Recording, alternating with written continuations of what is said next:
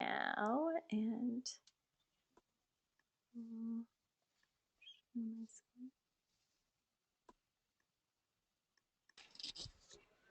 okay, here we go. Hi everyone, thanks for joining us for Constellation Research's first office hours. Constellation Office Hours is going to be a monthly meeting with Constellation analysts where you can get the latest insights on industry news and then ask them anything. So here's how we're going to kind of run this. We're going to do a rundown of the Constellation news, talk a little bit about the events that our analysts will be attending, and then the analysts will have the floor to talk about trends, developments, and industry news. They'll then talk a little bit about their big ideas, things that they're working on for their and their research agendas. And then at the very end, you will be able to ask them anything. And if you're following along on Twitter, the hashtag is CRChat. Again, this is going to be a monthly occurrence. We'll do the Constellation office hours every fourth Tuesday of the month. So let's jump right into the Constellation news.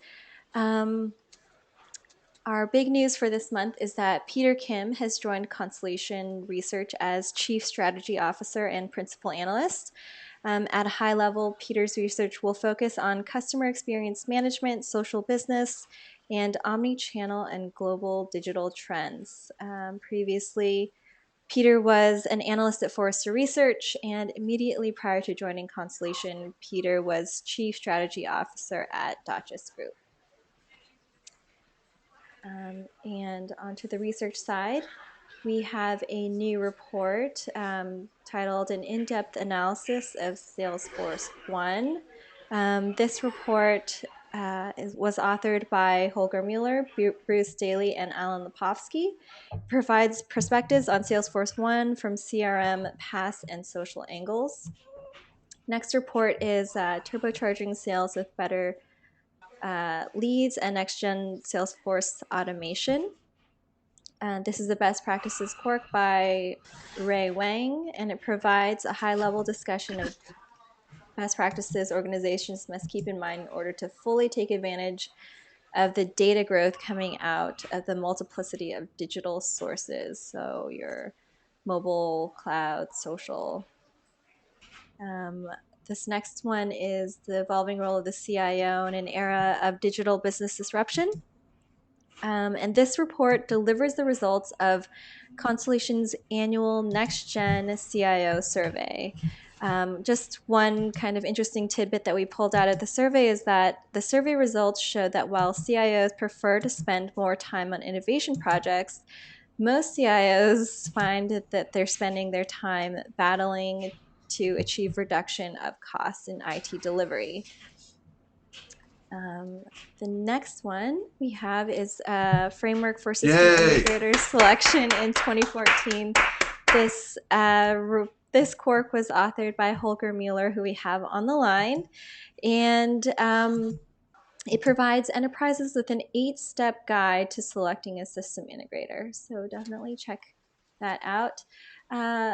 Second to the last one we have on deck here is an update on the FIDO Alliance. And the FIDO Alliance, if you're not familiar, is Fast Identity Online.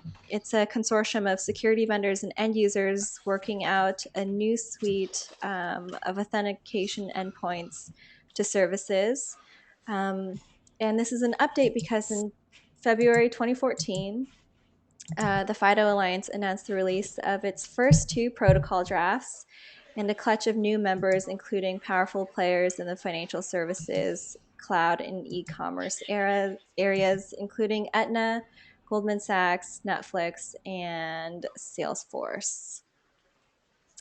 And lastly, we have Constellation's 2014 outlook on dominating digital business disruption.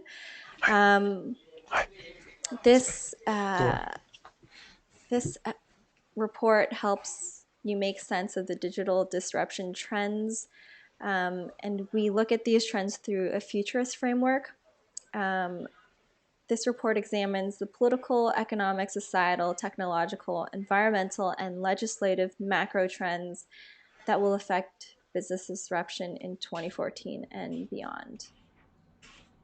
And you can find all of these reports on our website. The link is in the chat box there and will also be available online. Here are some of the events that our analysts will be attending. If you will be attending them, make sure to connect. And if you need to connect with our analysts, if you're going to be at one of these events, you can send us an email at contact@constellationr.com. Alternatively, you can connect with us on Twitter. Our handle is at ConstellationRG.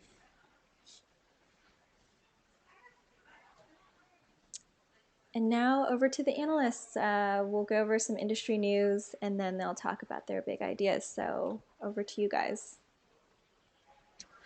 Alan, go first.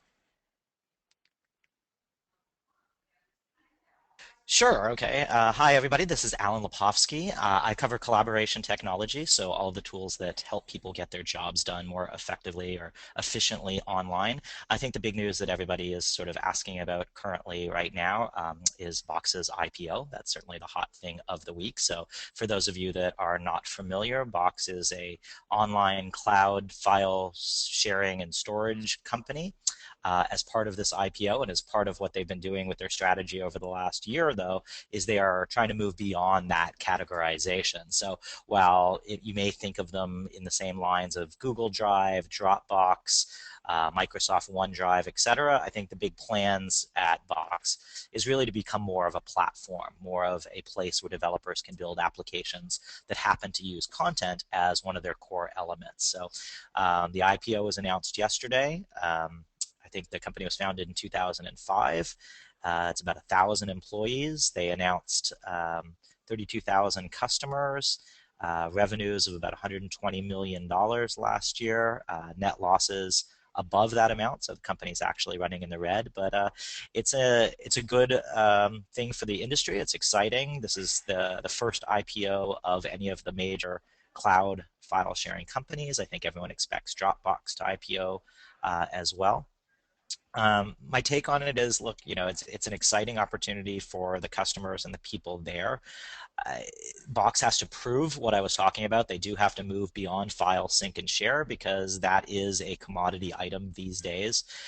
If your organization uses a platform from, say, Microsoft or Google or IBM or any of the others, odds are, at this point, there's some file sharing tools built into those technologies.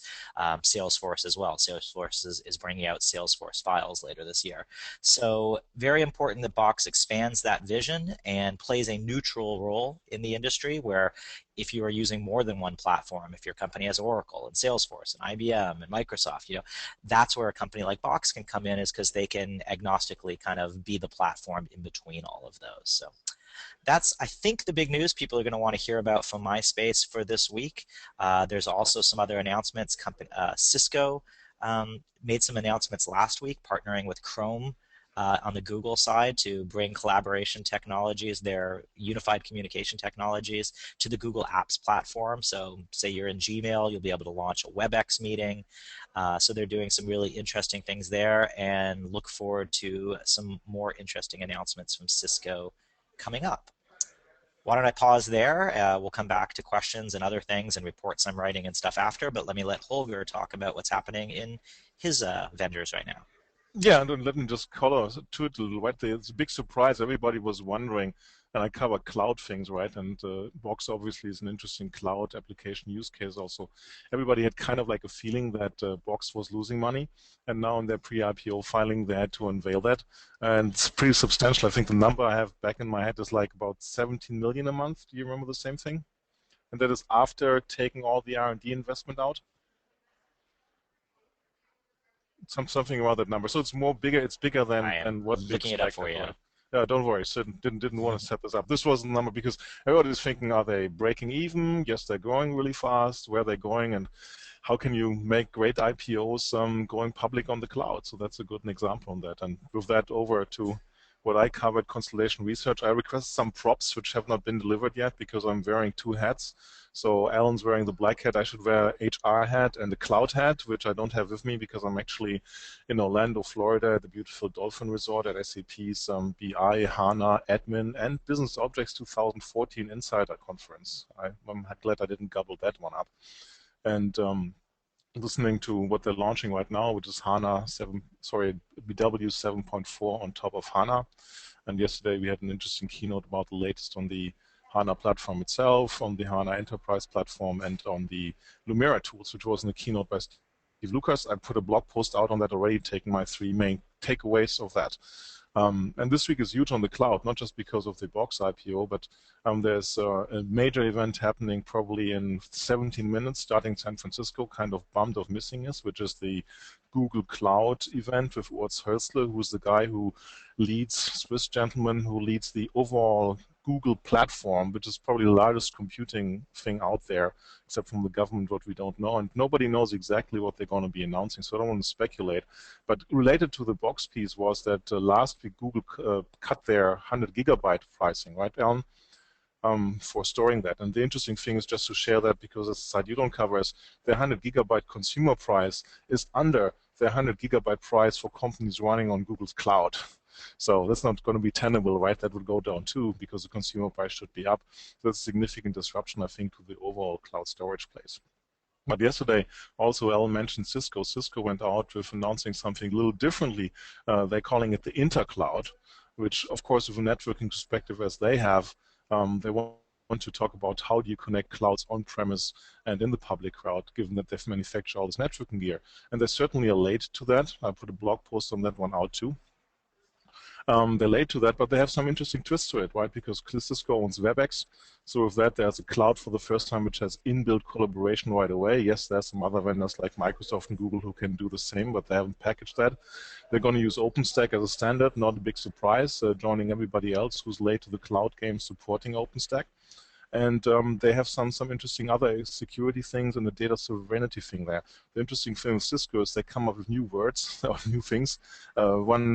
One journalist, I think Michael Higgins from the Wall Street Journal, accused Google of new role-logisms, new words invented, because they call things like a little different. But hey, that's marketing, and we are here to help to dissect how that's changing. And what else is happening this week on the cloud? Wednesday, Amazon Web Services has their event in San Francisco. Look forward to be there. Again, don't want to speculate. Many people think their workspace product's going to go public, and Microsoft, not to be beaten out here, will have a press conference call on Thursday about something related to cloud. In the meantime, IBM isn't tired either. Reconfirming, reminding everybody of their multiple billion investment around software and the data center rollout, and there was some customer adoption press releases coming out this week too. So huge week for the cloud. Sorry for taking up so much time. Not a problem. I think I see. Do we have Bruce on the line? Bruce, did you? I am, Are you Courtney. with us? I am in spirit and body, but not image, because my brother, who's a television reporter, tells me you really have a face for radio. So. Okay. Do you want to share with us some industry news? Well, I think the big industry news this week is that version 8 of the Oracle Sales Cloud is going to be released. From all accounts, it's quite a good release, and we're anticipating that you're going to see an uptick in user interest as a result of that. I'd say generally, Courtney, though, that the big thing that I'm seeing is that we're really in a time that's unprecedented in my career in IT, and that dates back almost 30 years now. I think what we're really seeing, certainly on the mobility space, which is the other area I cover, the idea that really the how, who, and when is all changing. So we're seeing replatforming to mobile devices. How people are going about doing that is significantly different than how vendors have traditionally approached the stack. And then finally, it seems to be something that is pervasive across the entire industry. So I'd really expect to see a lot more disruption in that particular space as it sort of forms up. But certainly with all due respect to my my colleagues in the cloud, I really think it's the biggest change that's taking place in the industry right now. And obviously, if you combine that with collaboration, and you combine that with cloud, which to some extent mobility facilitates, I think we're going to see a lot of change in this in the next couple of years, and a lot of opportunity. Okay, great. So just a reminder to everyone, you can enter your questions into the question box right here, or alternatively tweet us with the hashtag CRChat. And now we'll move on to the analyst's big ideas. So Alan, can you talk about maybe some ideas that you're thinking about for your upcoming research?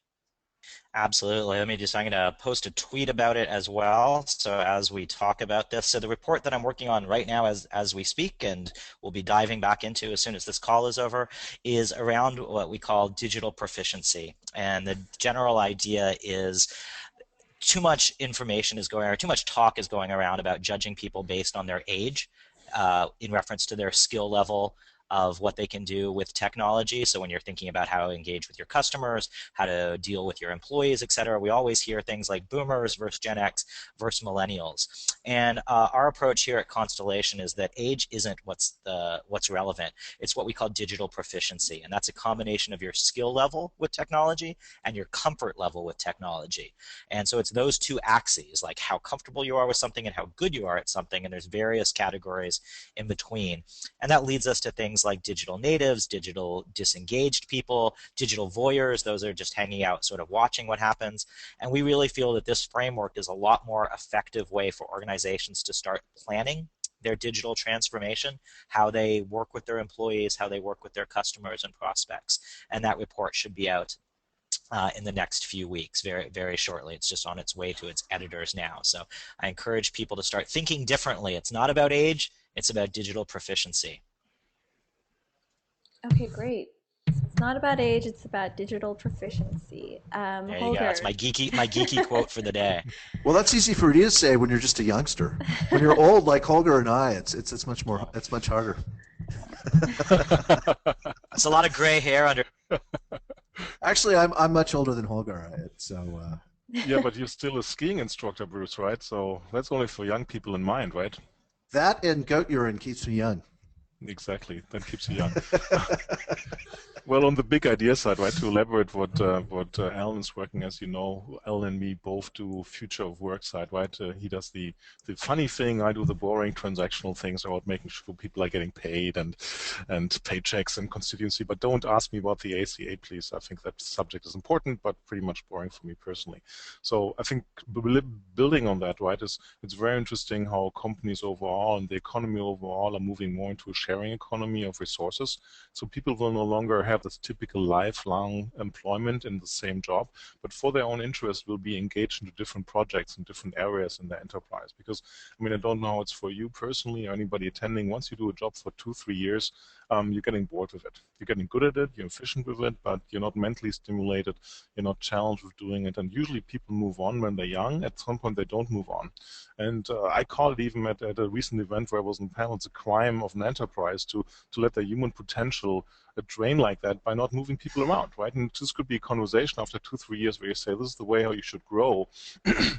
Excuse me, over the time frame, but then it's time to move on, right? It's talked about something else. And it's especially important because enterprise is a major theme which we have at Constellation move to become digital enterprises. And the interesting thing, if you look back as companies transform, it's not the people who have been in these vertical silos, right, which is a classic career path, right? You're going to stay so long, you're going to be manager after X years, and if you're good, you're going to become a director and then VP, and maybe you have a shot at CEO when you're in the 50s. The people who are really valuable to enterprise are the ones which use multiple functions of the enterprise. So no longer the vertical career path is the only way that people should look at, but it's the horizontal career path. People who have spent 2-3 years in different departments, in sales, in shipping, in manufacturing, in finance, and have different angles to understand the enterprise. Because when the company gets disrupted or wants to disrupt and change their process, you need to have people who have experience in different angles of the organization. And they're much more valuable than someone who's been in a silo like doing HR or finance, for example, for the whole time. So that's something I'm looking at. It's going to be coming out this quarter in my 9th piece for the Chief People Officer on the HR head side. On putting on my cloud head, we're going to talk much more about PaaS, but I'm going to hand it over to Bruce without trying to take too much time here, and we'll talk about PaaS later, platform as a service later. Okay, Bruce. Well, right now, what I'm seeing in terms of my research is we're doing a piece about the Oracle Sales Cloud, and that's come out as part of our mobility study. Can you hear me, or am I? Yep, we can Oh, hear no, you. sorry. I'm at a conference here and people see me, so I'm trying to, while you talk, I'll show the settings, right? So Let's take a look. That's here's the nice. SAP Very Insider nice. Studio, nobody being informed. This is the entrance to the exhibit area, and behind those doors is the SAP BW 7.4 launch event happening right now. So here you Cool. go. Got a glimpse of Florida, and I think it's not raining anymore because it was a great day here. You would expect that in Florida. Oh, indeed. In Florida, of all places. But All places. looks like a good conference. And once again, think how difficult that would have been even 10 years ago to do this event online while you're in Florida and Alan's in Canada and I'm here in Colorado. It speaks a lot to how work is really changing. But in any event, I was just going to speak briefly about we're in the middle of a big mobility study. We're having a head-to-head comparison of various vendors' SFA mobility solutions, including Salesforce.com, SAP. We've included Sage Software in the mix because they've got some interesting technology, certainly very appropriate for certain types of use cases. Falling out of that is we've been spending a lot of time really digging into the Oracle Sales Cloud. So we've talked to vendors, we've talked to systems integrators, we've talked to customers, we've seen demos, we've talked to Oracle itself, and from an industry perspective, I think that the Oracle Sales Cloud's really come of age, and that the industry is going to have to start taking it a little bit more seriously than I think it has in the past. The latest release certainly has all the hallmarks and indications that it's going to be something that the mainstream can adopt. The next release, version 9, is supposed to be even better. And so I'm going to go on record as being the first analyst to really call it. The Oracle Sales Cloud, I think, is come of age. Beyond that, I think the big things continue to be in mobility, and we're certainly as we dive down into it, that there's so much difference right now in terms of the functionality and features and capabilities of different mobile platforms. There's a debate about HTML versus native deployment, which makes more sense. To be honest, Holger, this really reminds me of the mini computer phase back in the early 90s when there were HP, Data General, DEC. We're all launching products that really perform very differently than a traditional mainframe computer. And I really see a lot of parallels between that time and this. And so my big idea right now is that while there's some debate in the developer community about the advantages of HTML5 development versus native development, that really what's going to happen is it's going to converge towards a new standard that's not HTML, but that takes into account a lot of the capabilities of native application development. And I just think that my prediction, once again, is that all these independent operating systems that different device manufacturers are propagating, Android and obviously Apple and even to some extent BlackBerry, they're all going to have to converge. There's going to have to be a standardization that takes place at some point, but it's not going to be around HTML5. So Bruce, that's really interesting, I think, on the HTML5 side that you mentioned that, right? Because we saw the big proponent of HTML5 be Mark Zuckerberg building the first version of their Facebook product on that with all the dreams of cloud cross-platform compatibility, and basically then abdicating that, right, with their next generation Facebook platform. So it obviously failed in the consumer space. The fascinating thing to me is that it has this huge popularity in the business-to-business space, right? If you see SAP is doing lots of things around Fiori, everything new you build in SAP is based on HTML5. paradigm codenamed Fiori at SAP. Workday just moved to an HTML5 UI. And my problem overall with them is they all look so fluffy in comparison, right? And they're all great to demo on iPad, but the user experience is so much different on iPad or on a mobile device than it's on a desktop device where people really have to do some work. So it's going to be interesting if the enterprise software vendor are going to solve that problem and provide both a rich and less rich mobile disconnected user experience. So it's something really interesting to look at. But we looked at Salesforce One, right, where the report we published together, right, where it's a native application with some HTML5 pieces. Maybe it's a mixed hybrid move, which will be interesting there. So it's really interesting to look at. But on the other side, right, we talk about consumerization of IT. we know the consumer guys have abdicated HTML5 for the time being. The business guys are still trying. So it's going to be really interesting if they can make it with different pressure and less time of developers per user than on the consumer side. So. Well, it's interesting. I heard a really interesting quote from the CEO of Enterprise Signal, and he said, well, we had a choice. We could either make life easy for our users or we could make life easy for our developers.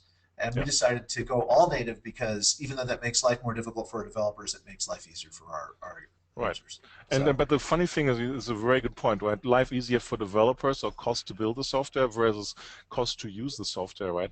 And the things are a little differently skewed in consumer companies than they are in enterprise software companies. Despite all the talking about consumerization and consumer-grade applications, right? You just don't see the number of developers and that time to look at user experience in enterprise software companies than you can afford to and will see in a consumer-facing company, which might, for a game, only have 10 screens, right? That's nothing which you can even get remotely close for an enterprise application.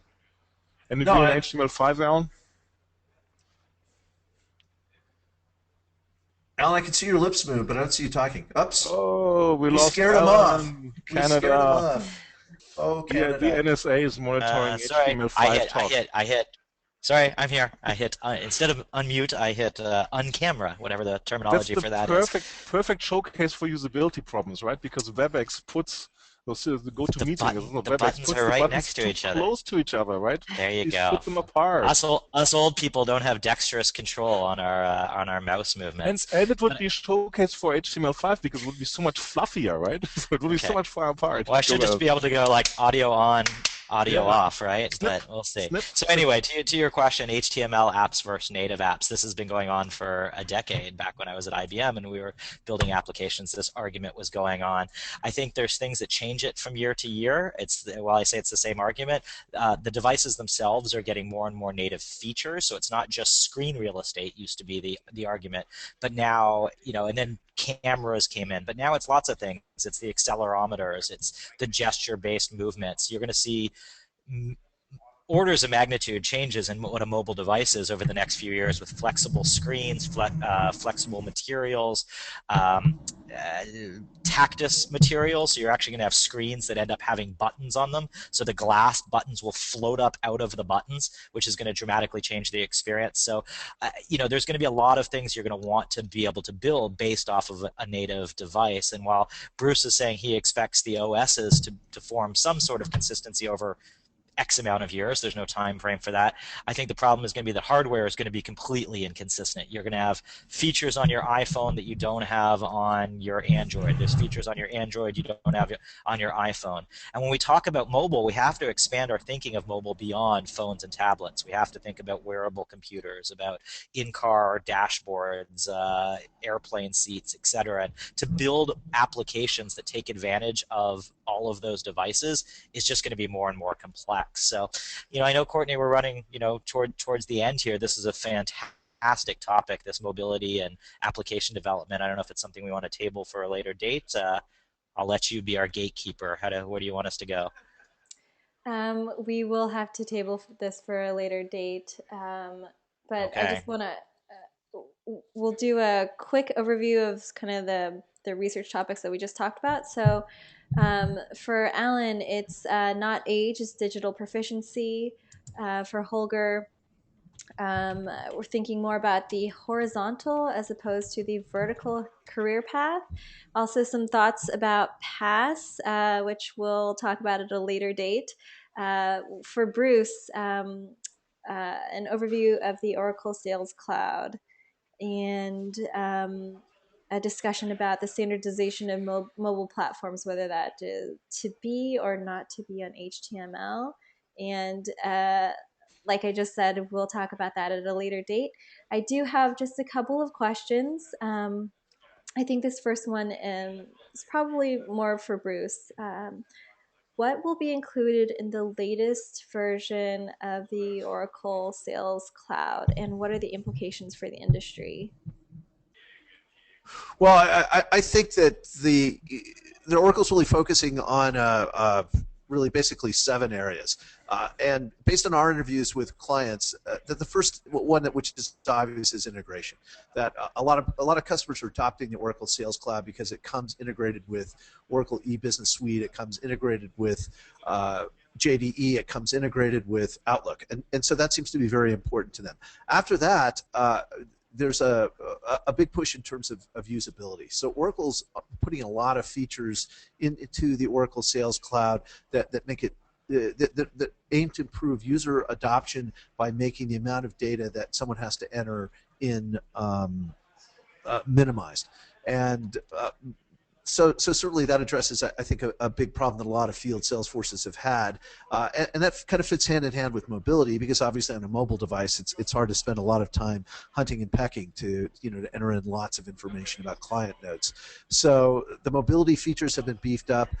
Certainly, one area that a lot of people are seeing a lot of benefits out of the Oracle Sales Cloud today, at least this is what customers tell us, is that the pre-packaged analytics, that that the product is really designed from the ground up with analytics. It's got a pretty rich set of functionality in that area, and people who've implemented seem to be getting immediate benefits out of in terms of forecast accuracy and that sort of thing. I think I mentioned 7. I think I just listed 4. Obviously, there's a lot of benefits to it being on the cloud. And that's generic across all cloud applications. Ease of implementation. The customers we've been talking to, it's been relatively small teams that have been able to implement the Oracle Sales Cloud pretty successfully. One case study we did, it took them, I think, 8 weeks to implement it the first time. Then with the latest version of Oracle, they re-implemented it in 3 days. Wow. So we're seeing that kind of improvement, and so I think really what the industry is going to see is that the Oracle Sales Cloud is it's certainly in some use cases we believe the best choice, and certainly in other use cases it's going to be competitive with the rest of the industry in terms of what the industry is offering. But Oracle's not alone here. SAP has a very good product. Microsoft has a very good product. Salesforce.com has a very good product. Even though there's lots and lots of differences between all the products, and end users are going to have to evaluate it carefully, I think what you're going to see is that there's going to be a lot more competition in this area. I hope that answers the question. Okay, great. And then we just have one more question, and I think this is probably maybe for Alan and Holger, just asking for implications of the Box IPO on the industry and future IPOs. Thoughts? Alan. Sure. So I'm not a financial analyst. I don't want to speculate on other companies' strike prices or IPOs. I think, historically we have seen that when one vendor in an industry goes out, others do follow suit. I don't think this is going to dramatically change the plans of a company like Dropbox or Ignite or any of the others. I think this was, very well known. People were prepared for it. Dropbox is planning their own as well. Just because a company IPOs doesn't mean it's off the table for target acquisition. That's something that I just want to throw out there on the table as well. So, look for some consolidation in this space as well, possibly. There's lots and lots of vendors. I'll tweet about it in a second, but I have a list on my blog. There's not just 3 or 4 players in this space. There's literally, dozens of companies that are doing it. I've mentioned companies like Ignite and Citrix File Share and all sorts of others. Some are owned by big companies already, but I do think there is commoditization of just file sync and share, and we'll see where this market goes over the next year. I will go tweet out the link to all of these companies right now. Yeah, I think it's three aspects to it, right? One is, of course, for the direct content dimension where boxes and gives a valuation, right? And the strategic thing is nice, like to think, did the box team beat the Dropbox team coming out, right? And if you know if you have a higher or lower potential valuation or more or less profit/losses a month, it's interesting, and we'll see when Dropbox comes out how profitable they are per month. So that's comes specifically to that industry. Secondly, overall, I think it's going to be interesting to see how well does the land grab model work in 2014-15, right? So can you still create losses, create lots of users, and create value from that? So WhatsApp is the opposite example, but the big difference I personally see between WhatsApp and the file sharing guys don't create a significant disruption part of it because it just move things for a storage part. Alan might differ on that. Whereas WhatsApp disrupted the SMS market, right? And that was a 80, 90 billion market worldwide, which WhatsApp carved out a significant piece of business out. And then overall, it's going to be good to see what it means for IPOs. And when the stock market does well, most people in developed economies do well. So let's hope the IPO will be successful. Okay, great. And just looking on Twitter here, a lot of nods to Alan and his 5 categories of digital workers. And then we do have just one last, more of an administrative question. Where are you publishing your paper, Alan? And that's going to be published on the Constellation website. The link to the Constellation research page is here in the chat box. You can also just find that directly on the Constellation website at constellationr.com. If you have any questions, you can send us an email, contact@constellationr.com. You can also follow us, send us a tweet at constellationrg. Remember that next month's office hours is going to be on April 22nd, same time. Once again, it's a monthly thing. Every 4th Tuesday of the month. And we look forward to seeing you next month. Say goodbye, everyone. Bye-bye. See you next month. Bye-bye.